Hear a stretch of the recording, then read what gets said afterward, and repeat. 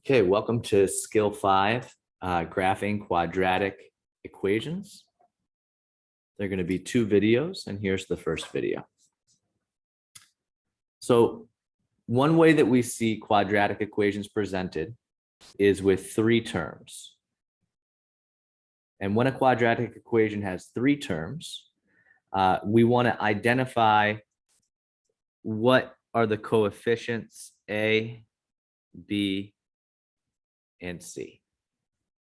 In this case, A equals -2, B equals +8, C equals -6. The next thing we have to do is find the center of the graph.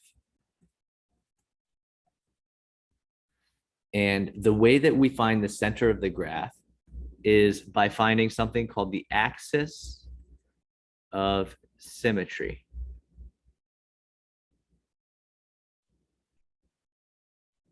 And there's an equation to find the axis of symmetry. The equation for the axis of symmetry is x equals -b over 2a.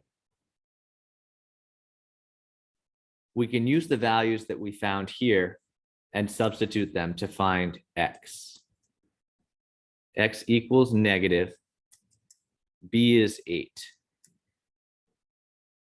over 2 times a is -2. So here we would say x equals -8 over 2 times -2 is -4. -8 divided by -4 is +2.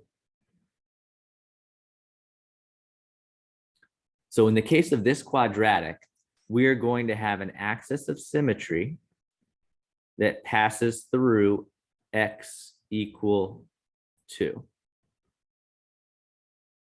which means half of the graph will be found on this side, and the other half of the graph will be found on this side. This means that when we're substituting x values, we want to substitute values that are around the center at x equal 2. So we'll put that as our middle value of x. That means we should also look at x equal 1 and x equal 3. We should also look at x equal 0 and x equal 4. So the part of the graph that we're going to hit is going to be somewhere along here. And the question is where?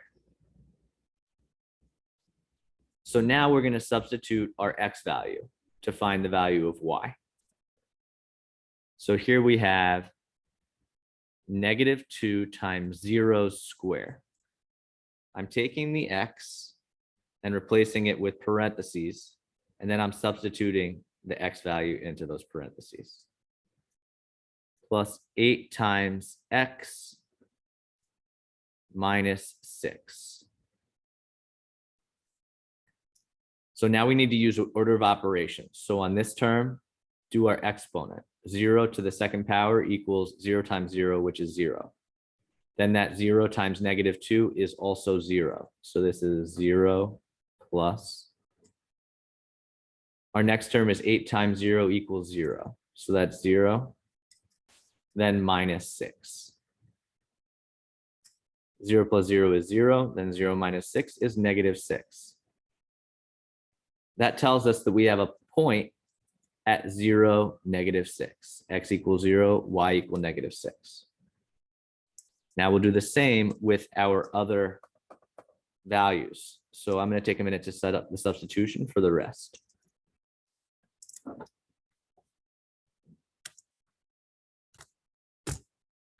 So as you can see, I've substituted my other x values in. Again, let's follow order of operations. So we need to do the exponent first. 1 to the second power is 1 times 1, which is 1. 1 times -2 is -2. Plus 8 times 1, which is 8. So plus 8. And then minus 6. -2 plus 8 is +6. +6 minus 6 is 0. So I have another point on my quadratic equation on the graph, which is at x equal 1, y equal 0. X equal 1, y equals 0. Okay, now we do the 2's. 2 to the second power is 4. 4 times -2 is -8. 8 times 2 is 16. So we have -8 plus 16 minus 6. -8 plus 16 is +8. +8 minus 6 is 2. So this is x equal 2, y equal 2.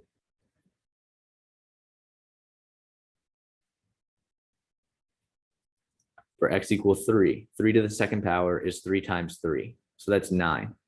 9 times -2 is -18. So our first term is -18. Then 8 times 3 is 24. So this is plus 24, then minus 6.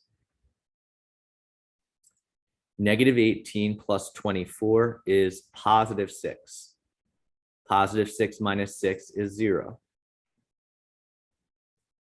So we have 3, 0.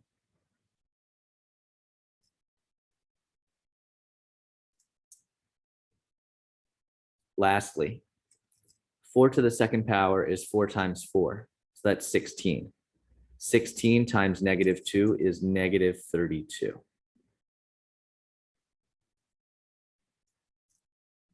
Eight times 4 is 32. So we have -32 plus 32. Then minus 6. -32 plus 32 is 0. And 0 minus 6 is -6. So that means that we have a point at x equal 4, y equal -6.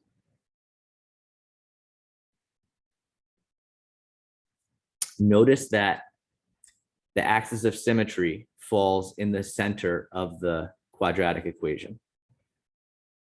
Notice symmetry, meaning that whatever we see on the left-hand side of the axis of symmetry, we see duplicated exactly on the right-hand side of the equation. And now let's connect the dots. A quadratic is curved. So these are not exactly straight lines. They should be a little bit bendy. But if you've already hit your key points right here and then on the graph, if you have a little bit of a mistake in the way that you're sketching the function, that's okay, because you've already shown the general shape and labeled some key specific points.